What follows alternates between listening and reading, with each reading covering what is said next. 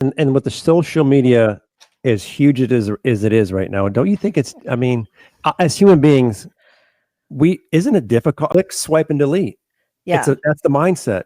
How how are your people, your readers, your friends, how are they your single friends and in the world right now, looking from the outside looking in, it seems like it'd be very challenging right now. I can't even imagine. How are you supposed to date in the pandemic? And the thing is, in this sort of post-pandemic world, things have in some ways gone a little bit back to normal, but in other ways have not. People are a lot more likely to have their first date over Zoom than they were before the pandemic. And so it is harder, I think. The world is more challenging. People are more polarized than they've ever been before.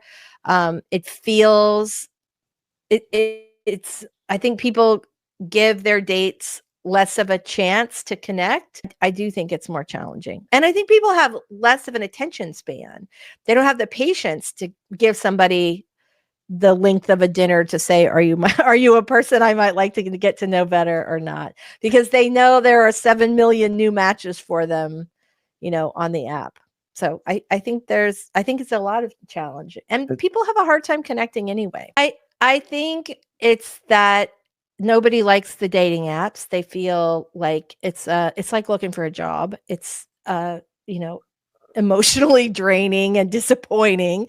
And I think that's a big challenge. And I think that they feel in the same way that daters have felt for, all eternity, which is basically that there's nobody good left. And that's not the case.